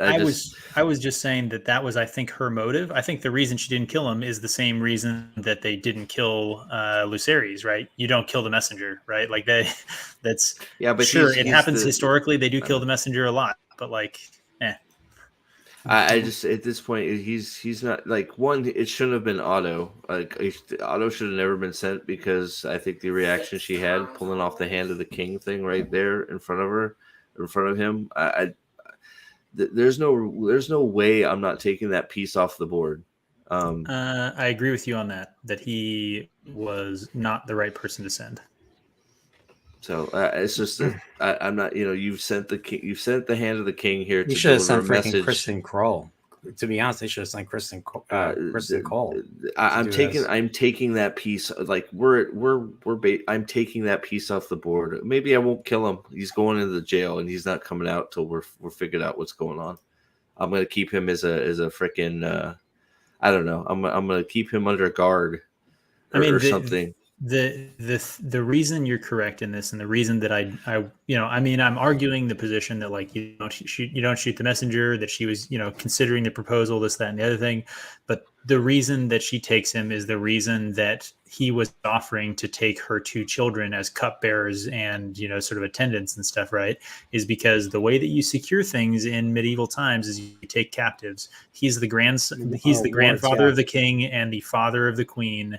If he comes into your hands, you put him in a very comfortable, room in Dragonstone. Yep, but exactly. yeah, they wouldn't have and shouldn't have killed him. They would have and should have politely invited him to stay while they considered the proposal. Yep. I agree. I agree with that, actually. And that's the way they would have worded it too. That's what Song of Ice and Fire is known for. Well, I mean, that's what they did with I always forget her name, but the woman that busted out of the keep. They just closed her in her room and said, "Just please stay here while we deal with this problem, and we'll get back to you when we have time." And that's exactly what they would have done. Yep. Rhaenys. Okay. Yeah. Anyway. But yeah, you're right. Game of Thrones, Song of Ice and Fire is known for, Theon Greyjoy was a ward of the Starks after, they had a major war with during the Greyjoy Rebellion. So Theon was there so that, Balon would not, pull any shit. So yeah. It's too big a piece to leave on the board. You got that piece right in front of you. You put him in a room. I mean, he's pretty much the mastermind behind all this. You might as well keep him. You might as well keep him around. What is Allison going to do? I mean, Allison needs him. You sent the person that started pretty much started all of this conflict right into your hands. He's there. Mm-hmm. The cause of pretty much. I shouldn't say the cause of all of it, but the catalyst to a lot of this is standing right in front of you, and you're just going to let him walk. There's no way. There's no way. Well, maybe not kill, but put him, just like Pip said, put him here. We're going to treat you very well, but you're secluded. You're here's your nice fancy jail cell. Mm-hmm. I will say that the more we've talked about it, I will say that I've changed my opinion about the scene because, I was of the thing. My thinking was, well, I mean, you don't kill the messenger, you're treating with them, whatever. But the more I think about it, we've seen Otto and Rhaenyra on this walkway before. They've had an adversarial relationship for a very long time. He was 100% the wrong person. He was too juicy of a captive. The more I think about it, the more I'm saying, again, they shouldn't have killed him. Daemon was not the right play there. but they would have said, "Hey, Meister, take a message back to King's Landing that we're considering the offer, and we're keeping Otto here to advocate for your position while we consider it." Yep, something like that. Yeah, exactly. Yeah, well, he'll negotiate your terms while we, keep him, comfortable or something. Yeah, exactly that. Exactly that. And that's why I also think it was a mistake to. I mean, same reason Otto's too juicy a piece to send. I think sending the boys. I mean, maybe Jace because he's older, and not doubtful of his position, but sending, Lucerys to probably the most in doubt place by himself, young, not sure of himself, into the hands of somebody you don't know if they're a friend or an enemy. Mm-hmm. That's a pretty big, juicy, captive to, right? I don't know, a lot of weird things. What do you guys think of Corliss's return? So we have, so what I wrote down is that, we first see him, he's in bed. He's seated, of course, Rhaenys is there. She's seated by his side. And then she yells at him, she's like, "You abandoned us. We lost you." And, you just, So I find it hard to believe that the only moment they found out that the stepstones were secured was at that moment. Yeah, I agree. If they had won that war and that was now basically in Valerian hands and they now own that part of the world, I think that would be pretty known. In my opinion, somebody's coming back from that war and reporting that they've won, and they've secured the stepstones. So I thought that was a little bit weird. Mm-hmm. I mean, in theory, unless they were sending ravens from the battlefield, which they probably would have had some Meisters and potentially some ravens and stuff, right? But it's not terrible that like he basically came straight from the battlefield and told them, "This is the situation that I left it in. By now, they should have finished fortifying the islands," right? Is kind of what he said. I didn't really have a problem with that. Like a ship sailing from the front, having left orders to fortify these islands, and like by now they should have, completed that. I thought it was an inoffensive line. Well, I think I'm not saying that the fortification and just the full takeover, but the status of the battle. He came back on a ship. He didn't come back alone. Somebody had to bring word of how the battle was going and what was going on. Like, the way it was delivered as a surprise that the battle was they were victorious.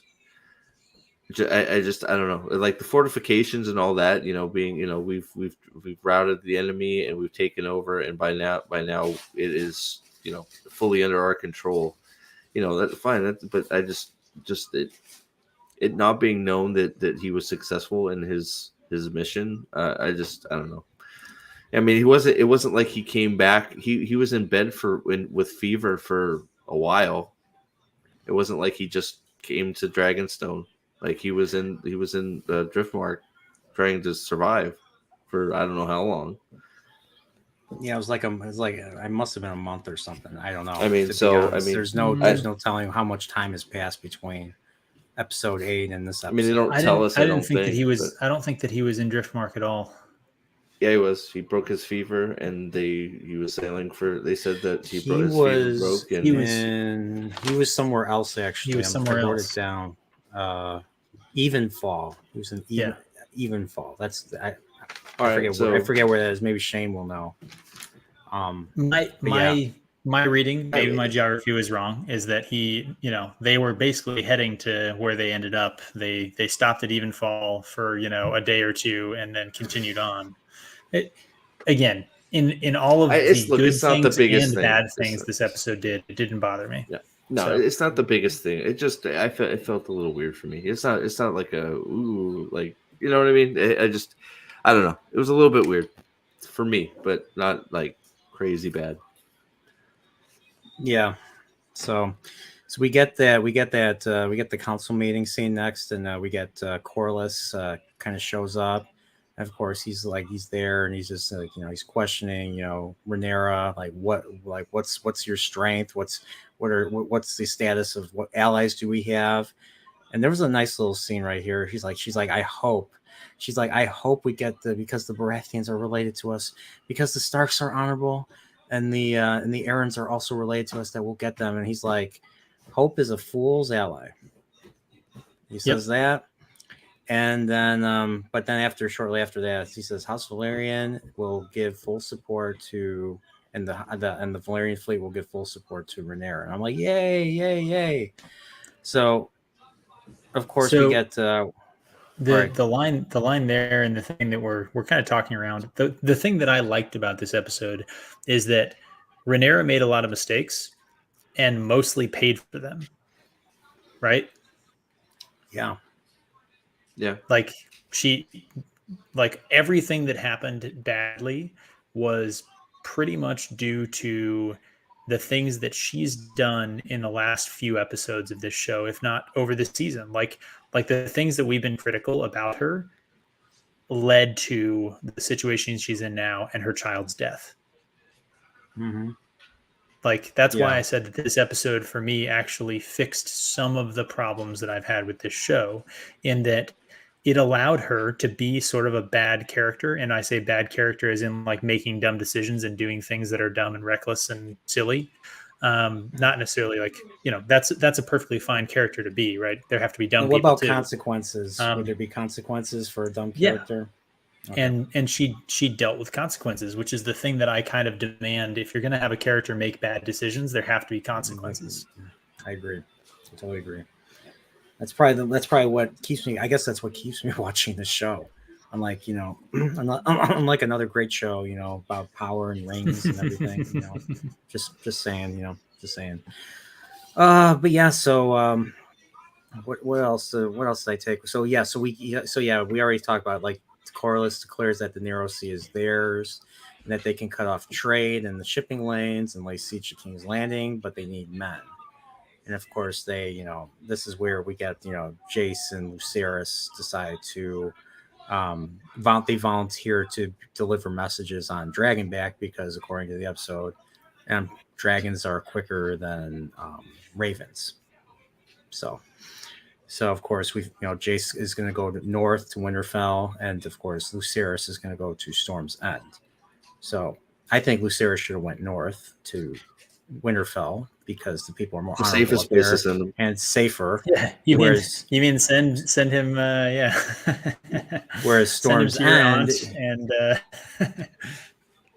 yeah, I mean, exactly. So I mean, if you're gonna send him anywhere, that's the safest place, because you've just reinforced that the Starks aren't oath breakers. Just keep him away from the Dreadfort. Yeah, just keep him away from the and Dreadfort and the Boltons, and you'll be fine. And I don't think this, if they're as honor bound as they are, compared to Ned, they wouldn't have let anything happen to him. He would have. So, what do you think about maybe, and this might honestly play into some of her guilt that she might be feeling. We'll see if that pans out, I suppose. But what do you think about a little political machination there? She sent her heir the safe way, and she sent the spare off to the dangerous place. I mean, I get what you're saying, but I don't think she's. I don't know. So you think there was more? I think there was. Sorry, Steve. I'm just saying that. I think her thinking was the Stormlands are closer, so I'm going to send you there because I don't want you away too long. Maybe. I think you gotta respond. Steve. Oh God! Well, I guess that's because he's calling me what's his face, the Lurch guy, right? Well, nobody listens to Roman anyways. He's so full of crap; it's coming out of his eyes. So he's Lady Balefire is potentially doing spoilers in the chat over there. So Storm's End, yeah. She says actually Storm's End was the safer bet. Well, you had no idea what Baratheon was going to do. I mean, they had no idea what they had no idea. And I don't think he should have went anywhere. I'm just gonna put it out there. Like It's I think it so was bad dumb. sending him anywhere. It's Like so dumb like that dude was the Lord of Storm's End and had never had to re-swear his oath both to Viserys and Rhaenyra. That's like his dad died. He would have had to go to King's Landing to get Viserys' approval and permission to take over the House of Storm's End, just like the secession in Driftmark. And That's that right. permission, That's right. that permission would have come on the hook of swear fealty to me, swear fealty to my heir. So that part annoyed me, but yeah. Yeah. and I just it's like yeah I get but I mean I think that's I don't think I think Herma, and that's why she had that discussion with him before he left. Was at least that's how I took it. Is Storm's End is closer, so you won't have to be gone as long. I'm going to send Jace to 2 places because he's older. I don't want you gone, and you know, so you'll be there and back in a jiff. Mm-hmm. That's how I took it. I don't know if that's how it was supposed to take it, but that's just how I took it. I don't think he should have gone at all. So, what did you guys think of the Daemon scene that happens right after Rhaenyra talks to her sons, and we get that they're in the dark corridor? Is that the choking scene? Yeah, it was not the choking scene. It's the one with the dragon. It's the one where he's singing, he's chanting in Old Valyrian. Oh, he's singing. Yeah, and he's holding a torch, and he approaches a dais, and then all of a sudden you get that awesome shot of the dragon. And what dragon is that, by the way? It's one of the wild ones. It's called it's called Vermithor, and Vermithor. it literally gets in Daemon's face, and it was pretty. It was I thought it was pretty cool. Well, I took that as that's his dragon now. So yeah, I still nowhere near as big as or as experienced or as big as Vagar, but hey, you gotta have stakes, I guess. So is Vagar the one Aemon's got? Yeah. Yes. Does that come from you, Steve, or does that come from you, Pips? Not me. What's coming through? Is it the singing to the TV? Yeah. Hey, Easton, turn off all your crap. We can hear you. It's like I'm dealing with Roman of the Empire over here. Jesus. So to answer your question, I liked that scene. It didn't have a place in this episode. That should have been. That should have been in. It should have been in the season, in the first episode of season 2, where he realizes, "Hey, we got one up by the big gun dragons that they got over there, and I need to go step up my game and need a risk." Right? He's like, I could get eaten by this dragon, or I could get a big dragon, and that is a move that you play when you're on your back foot and you're tossing that Hail Mary up, and that should have been episode 1, season 2. That scene would have been much better. It would have been a good opening scene, maybe even for episode 1, season 2. It would have been a great open. I actually agree with your take. I think that would have been a great opening. So yeah, I agree. It felt like it didn't serve any purpose for this season. They just put it in there, and I guess they wanted to have a cool dragon scene, and then I feel like they spent a lot of money on the CGI, and they thought it was a cool scene with Daemon, and they thought they needed to put it in there. But I'll put it in the same category as the stillbirth. Shouldn't have been in this episode. Yeah. I think the thought was it should have been in another episode. I think that's a good comment. I think that's true. I loved how they revealed, though.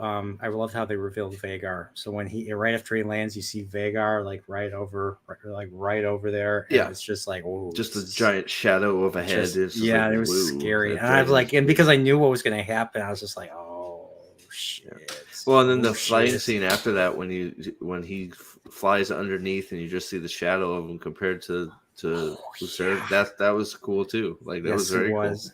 You're thinking Vagar's behind him, but he's actually above him. I was like, whoa. Yeah. So I got a question for you, Pips. Did you think any of that aerial stuff was accurate? Yeah, actually, I will give them props. The aerial combat scene was good. There's one or two nitpicks that I will give in that flying straight into clouds is not something that you would do. Modern planes can do that because we have lots of navigational equipment, right?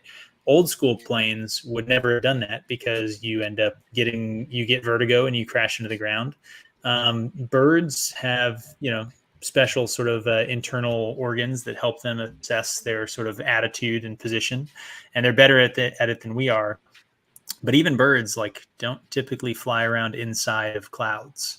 At least not the vast majority of birds. And something as big as a dragon would also be worried flying into a rock side or something like that. So it looked really good. They did it well in terms of how the two interacted. The smaller one being a little more agile. The dive to the deck and shoot for terrain is 100% what you do. I was sitting there. I was sitting there saying, so some of the combat calls, contact right, break left. But it was pretty good. I was worried where they were going to go because, again, in a cloud like that, as soon as you lose visual, you're never going to find them again, right? And so I'm glad that they didn't have the two of them find them again, and instead had essentially the dragon with its better senses and hearing and all those things maybe kind of went rogue on its own and sort of went after each other. That was slightly more believable than if he had just, hey, you went into the canyon, I lost sight of you, and then I just found you again on the other side, right? Would have never happened. I will add that complaint though. Vagar would have never found him in the storm in the first place. So, they had to have it happen. They did it pretty well, but the overall setup was not perfect. Okay, makes sense. So, if let's put it this way, I've lost my my wingman in a cloud before. Oh, okay. I mean, it looked cool, but yeah, it was one of those. Once he got free of him, I'm like, okay, he's gone. Like, get out of there, go. Like, you've lost him. I thought it was safe. Yeah, no, it's like you lost him. Okay, the shot to the head, you regain composure, and then you lost him. Get the hell out of Dodge. I got a dumb question for you, Pips. Is it because when you go in the clouds, you lose sense of direction? Is that why you lose people? I'm just coming from essentially, right? So okay. I mean, you're probably familiar with vertigo, right? Just the concept of it, where you kind of lose sense of direction in terms of what's up, what's down, right? Yeah. Especially when you're banking and turning and things like that, you can get really bad. You can get your gyros spun pretty good. And so it's extremely dangerous to go into the clouds. In fact, it's considered an emergency, right? So if you're an aircraft flying along and you're flying what we call VFR, visual flight rules, and you're just flying along and you inadvertently just go into a cloud, you're supposed to immediately start a climb away from known terrain and put emergency on your transponder and request immediate radar pickup from approach. So hey, I am in a really crappy situation. I need everyone else around me to scram and what I liked about it. So he gets out of the cloud and that's where the thing happens, which that I liked because that's how it would happen. As soon as he came out of the cloud, I was like, dude, you are done. I was like, your goose is cooked. As soon as he came out of the cloud, I was like, get back in the cloud, dive again. You got to go low. Yeah, get down, go. And then, bam, grabbed. And I was like, he was floating around. As soon as he was out there floating around, you knew it was going to happen. Like, he's done. Dude, get out of there. What are you doing, boy? Yeah, as soon as that happened, it's over. And then chomp. Shane's comment, I think, is probably dead on right, because they played it as the dragon killed him, and Eamon didn't want that to happen. Eamon was just fucking with him. I think you're probably 100% right. He will just take it and be like, yeah, the little twerp deserved it. I killed him. Yeah, I mean that is what is said in the fake history. So Yeah. So yeah. I mean, there you go. he has no And choice at that point, right? He can't. Yeah, he can't. Yeah, admit he to having can't lost reveal that, control no of He the way. can't dragon. admit he No lost way. control of the dragon. Exactly. He can't admit it's like, oh crap, I don't have control over this thing. Yeah, All there's right. no way he can admit it. Well, F's in the chat. Here's a drink to Lucerys Valerian, second son of Lucerys Queen Strong. Rhaenyra. And are you holding your drink too? Are you drinking, Pips? Here's a. I am flying tomorrow, so I am So no drinking? no So no drinking drink- within 12 hours. I'll give him. Unfortunately, I'll give him an upside down water. Upside down water. All right. Well, here's how. that's my my early morning is actually that. Went out like a biatch. What did I say? Not too bad. Excuse me. Well, that's it. I drink it all. Pips. Roman asked you. You know, I know he's insufferable, but Roman asked you a question. Pips, I in the responded. chat thing. I said did you? yes. Okay. But Okay, I yeah, didn't hear you, sorry. I fly military helicopters. So Okay. dragons. Basically, most badass thing in the air in this age. Nice. Well, that's pretty much it. That's pretty much the episode. We get the Yep. Rhaenyra. We get a silent, a we get not silent, but a no dialogue scene where I think it was a Damon that tells her that Yeah, it's Damon. her son is dead, and then she just turns around, looks at the camera, and I was like, "That's it." I guess that's it.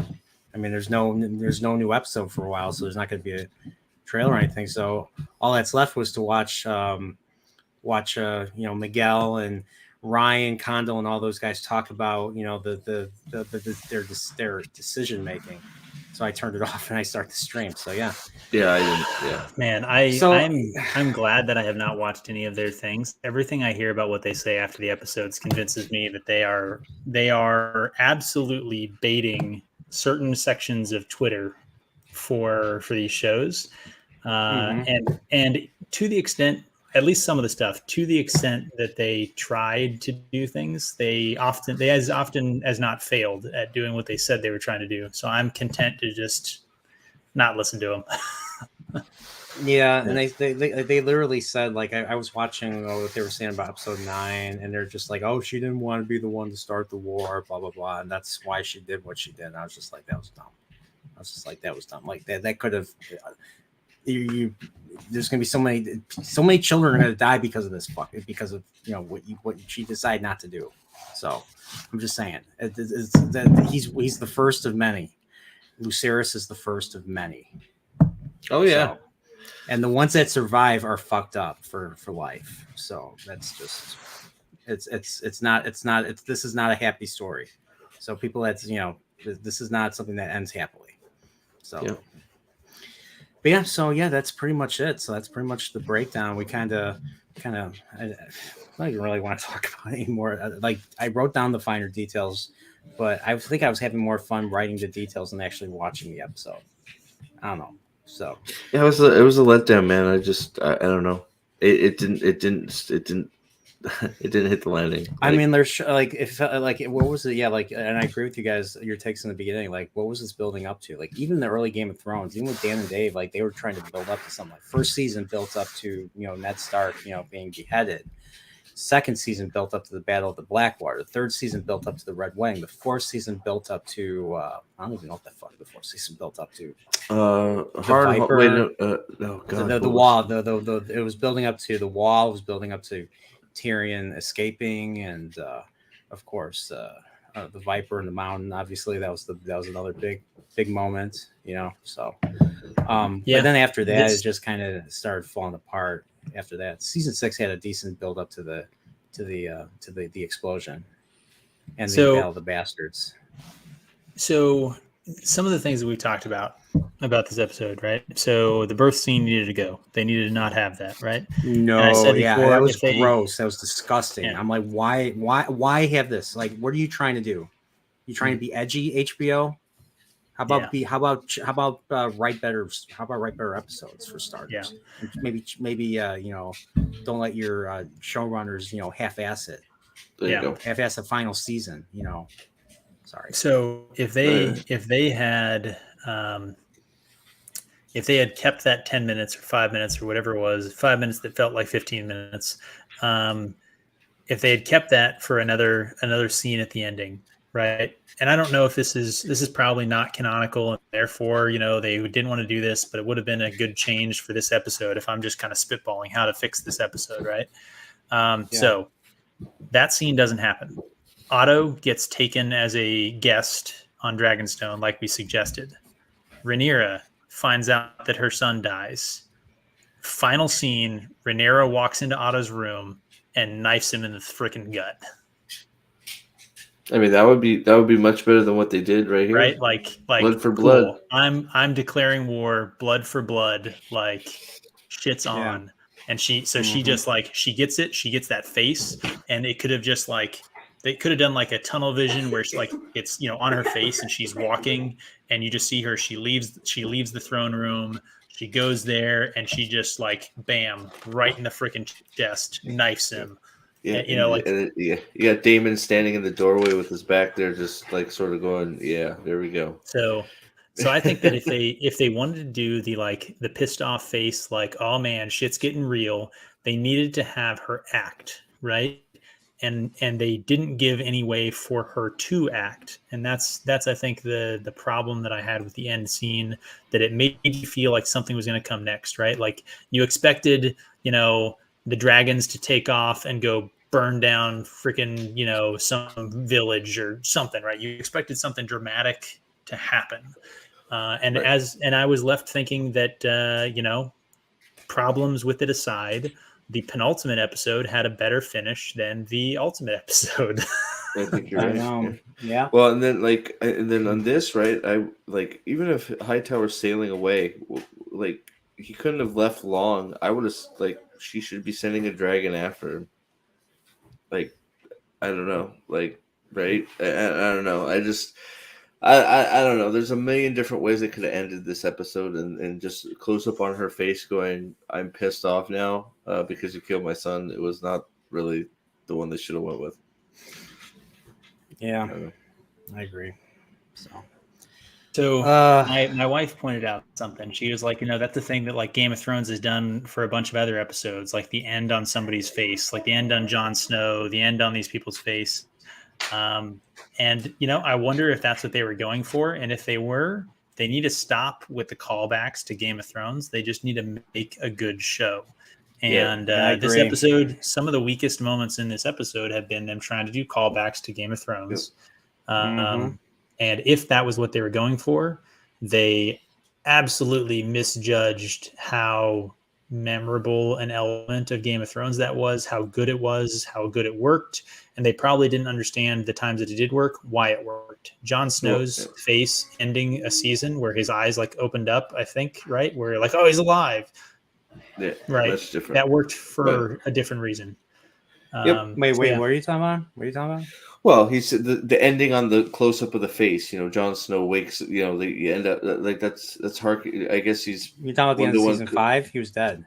Well, yeah, but he wakes up at the end. Like what he's saying is they ended the season with him being dead and waking up, eyes open. The season didn't end like that. The season ended with him dying. He was bleeding out. So did it end on his face? Yeah.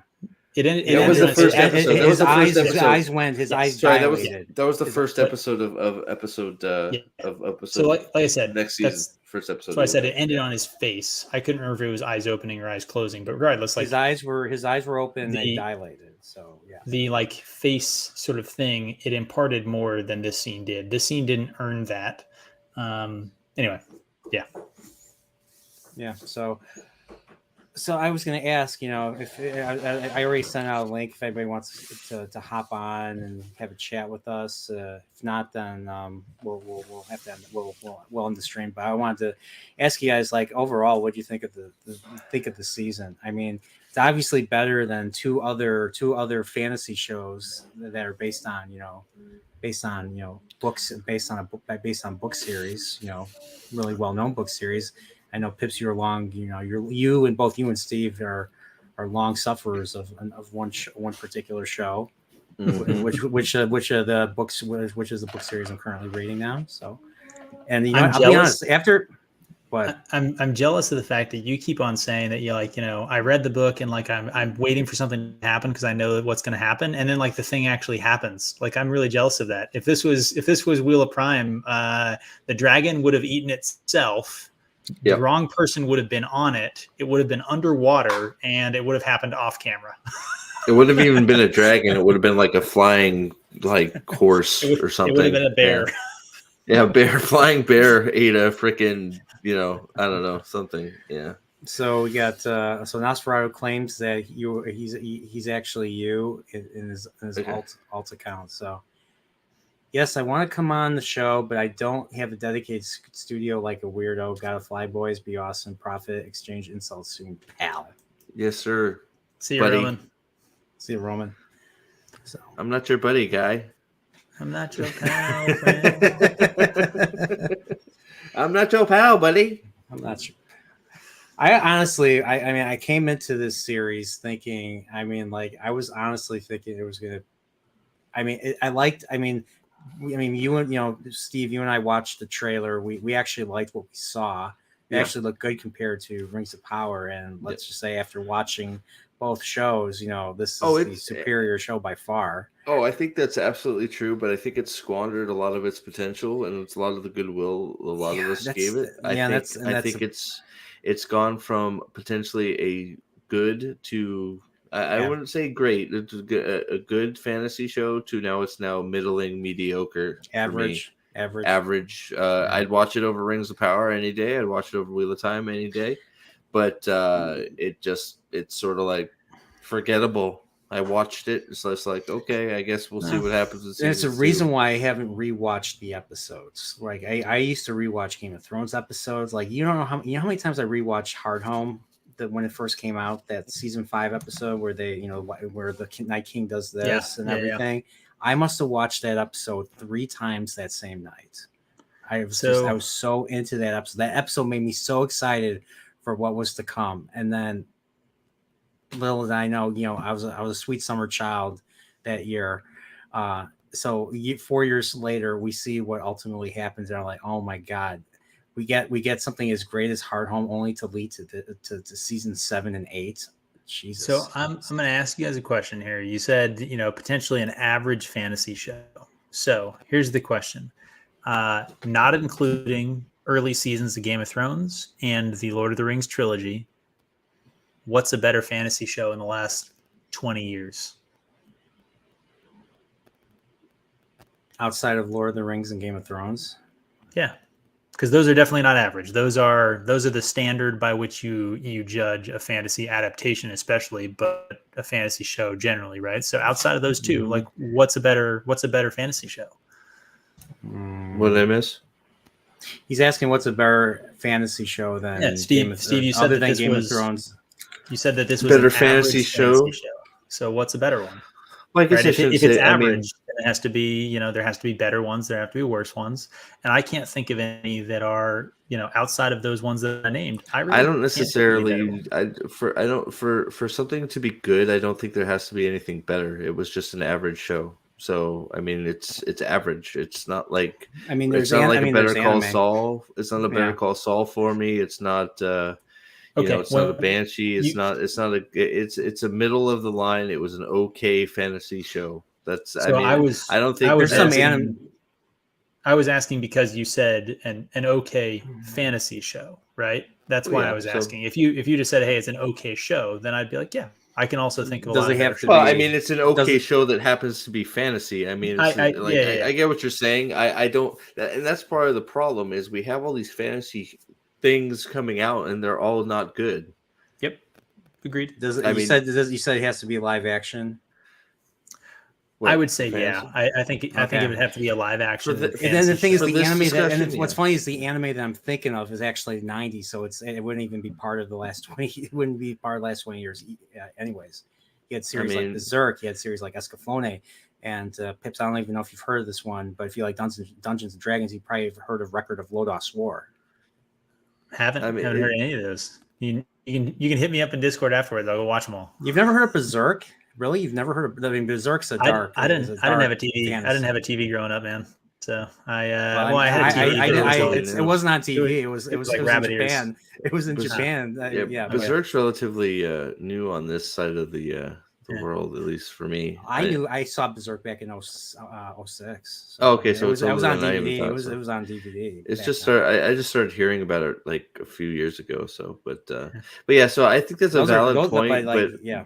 but my I'm more leaning towards it's an average show that happens to be fantasy based. Okay. I can't off the top of my head. I can't tell you a good fantasy show because I don't think there's been one yet. So I'm gonna say I still think it's above average. It's not as much above average as I think it could have been based on the better episodes. I think that the overall season I'm probably gonna put at about a 7. I'd probably give it about a 7 out of 10. So for me, that puts it at like the 80th percentile of shows. There's a good 20% of shows are better than this one, right? But I think that man, if this episode had been good, this could have easily been an 8. This could have been an 8.5 if this episode had delivered, and so that disappointing. But I'll ask one more question: are you guys going to watch season 2? Oh yeah, no, I'll watch yeah. season 2. Yeah, I'm gonna definitely watch okay. season 2. And, So it's one of those. then- I'm not like on the edge of my seat going, "Ooh my god, I can't wait to see what happens." But Are I you mean, going to be? I'm watching are you season gonna 2 be- of Wheel of Time too, so that. For different reasons. Are you going to be as concerned going into season 2 after seeing this as you were concerned going into this after seeing Game of Thrones? So did this season, as average as it is, did it repair or did it further hurt the Game of Thrones franchise? I don't think it did either. I think it did more. I think it was more. I think it took in a more positive direction, in my opinion, because it's really hard for me to say.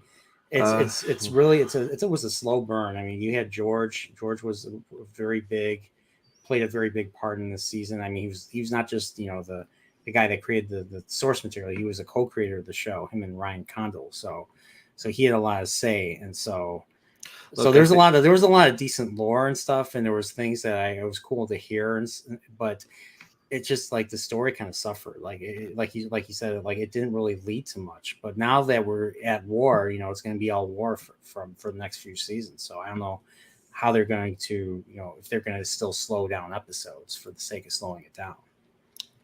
I think it had the potential to repair, but I don't think it did. I think we're right about where we're at because it might have done a little good for the name because we're actually I think that's fair. It's repaired some, but not very much. Got quite a few people back too because it didn't stick the landing again. We have a problem finishing Game of Thrones. That's what it's going to be. Is we have a problem finishing Game of Thrones seasons, or related seasons. It's another finale that after the seasons you mentioned that didn't hit. That didn't hit. It left us like going, what the F? And it's just like, is this, this one may hurt. This may hurt any goodwill it got back because like, well, great. I just watched this whole season of television. And once again, they screwed up the ending. So, and this is again why I say I'm conflicted about this because I think that this was a subpar episode, especially for what we've seen of this show, right? But I don't think this episode actually damaged the story. It just didn't get to the next thing that I think if I was writing this, I would have shown us that next act. We should have seen an act, something, big or flashy, like just something to end the season on, and so in my mind, it's a letdown because it's just not a good way to construct a season finale. It's not a good way to finish the season, the way that you'd want. And so from that perspective, it was disappointment. But if I just think, like, I guess I'll put it this way. If there was another episode, would you be as upset about this as you are? And for me, the answer is no. Probably not. And so for me, whereas like Game of Thrones season 7 and 8, you were mad because they were dicking up the story, right? Like they were ruining it. And so it didn't matter that the episode, the finale episode was not, blockbuster, right? It mattered because they were screwing it up. And this hasn't screwed it up. It just wasn't what I hoped it would be, what I wanted it to be. And that's why, like, I am conflicted about it, because I have my problems with the episode. It was a letdown, but it was a letdown, I think, because of the expectations that I had coming into it, not because it was a bad episode. Like, it was a perfectly fine episode of television. It just shouldn't have been the finale. They should have had one more episode, or they should have had one more scene. Like, it just needed something to help me think about this for the next 2 years, because it's a 2-year break. Yeah. Well, I'm surprised. I'm surprised they're waiting that long. Like, I know, like, Yes. they just recently announced the new season, but I'm like 2 years. Like, I remember Game of Thrones came out every year, every April, 2011, 2012.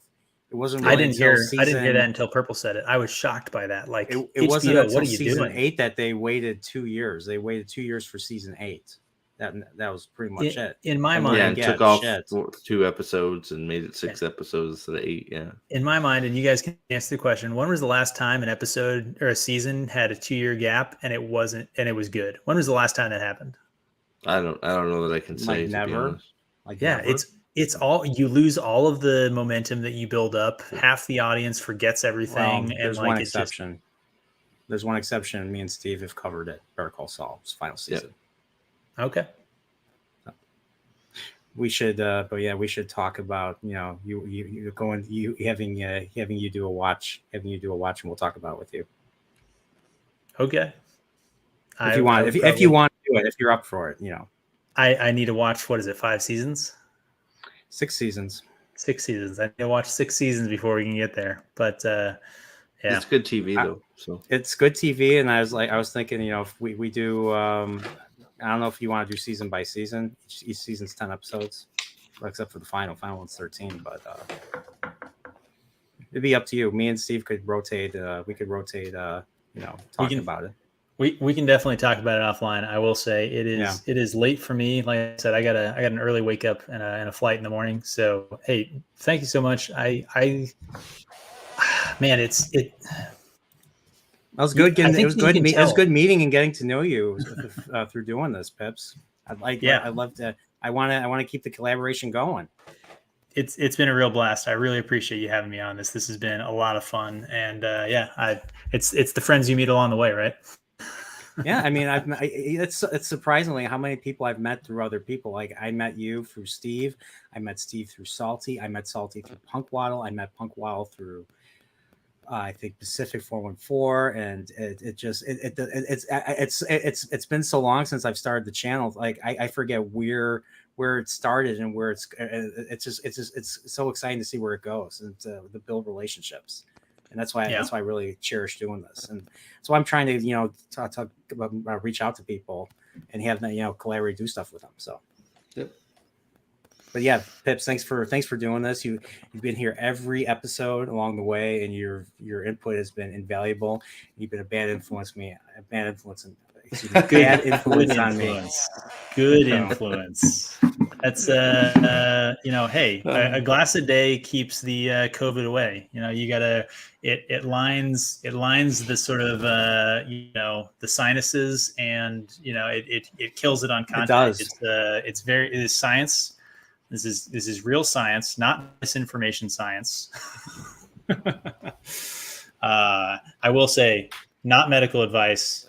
Don't put a channel strike in Nerdporial for misinformation about an unspecified virus of unknown origins. The stream is this is a comedy. The content, is a comedy. the stuff that Pip says does not reflect on what the Nerdporial LLC disclaimer. does not meet Surgeon General guidelines. But yeah, it's been a real blast. The show has had its ups and downs. I'm still torn on how I feel about it. I think after we talked about this, I think I downgrade this from like a 6.5 to about a 6 for this episode. I still think I'm probably about a 7 for the season, which is less than I expected based on the high points. And I've really enjoyed the conversations with you guys. So yeah. I just want, before you Absolutely. go, I just want to say that in the interest of in the interest of continually doing this, even though there's no more House of the Dragon episodes. Well, next I know next Sunday we're going to be discussing. I'm reading the Eye of the World, the first Wheel of Time book for the second time. I'm giving the Wheel of Time series a second chance thanks to Steve and Pips. We're going to be talking about the first third of the book next Sunday. So tune in for that. So Absolutely. Yeah, I am looking forward to that. I love talking about Wheel of Time. Steve loves talking about Wheel of Time. Oh, yeah. I think it's a rule. Yeah, if Steve or I are on a stream, Wheel of Time is going to be talked come up. about. It's going to come up at some point, right? So yeah, if you bring your questions or bring I don't even know how I've never done a book stream, so it's gonna be an interesting thing. So I'm obviously gonna read this stuff. I'll maybe take some notes or something of each chapter, so I have an idea. Trust me, once we get rolling, the content will provide itself. You got a lot of meat on that bone with the Edmund's Field 5 and Winter Night and Tam Althor being the Chad he is, and everything happening with Rand. And I got a dumb question. You you have Emmons Field and the Two Rivers, the Twin Rivers, same thing. Two Rivers. Are they the same thing? Is one part of the other? Or is Emmons Field is part of Emmons Field is part of the Two Rivers. It's like so a farm. The Two Rivers is Terrence Ferry. No, it's Terran not. Ferry. Those aren't Terran real Ferry Two Rivers folk. It's Devon Ride, Watch Hill, and Emmons Field, and then Terran Ferry is technically within the area of the Two Rivers, but you can't trust a Terran Ferryman. Yeah, don't trust those fuckers. No, okay. It's the Two Rivers is like a group of farms. Edmund Field is a farm. You got a bunch of little farms. Edmund Field just happens to be one of the large sort of places. Like, I guess it would be a city within the farmstead, I guess. Yeah. It's villages and maybe small towns or something like that for sure. But yeah, but surrounded by a bunch of farms. Mm-hmm. Yeah. Specifically tobacco, sheep. Tobacco, world famous tobacco. Yep. Sheep. Wait, little piece of trivia. So the Two Rivers is somewhat loosely modeled off of the. Shoot, now I'm forgetting. Robert Jordan was from Savannah, Georgia, or Charleston, South Carolina. I think Charleston, South Carolina, because his library is at the Citadel. Yeah. So the Two Rivers is somewhat loosely modeled after the Charleston area, which is also sometimes referred to by the two rivers that sort of define the region and is known for tobacco farming. And he considered Charleston and South Carolina generally to be a wonderful place to sort of live and grow up and all that other stuff. And so the fact that he threw a little bit of cultural references to his home as having that be the good, pristine place that our character grew up in was a thing. Interesting. So he told you it makes itself. Just get us talking Wheel of Time. And with that, I'm going to leave. I'm sidetracking the end of your stream. Bye. Prophet. Be safe, brother. Great blast. Being on with you again, Nerdporial. Thank you so much for having me on with this. It's been a real treat. And chat, everybody, walk in the light. I'll see you guys again. All right, later. Take care.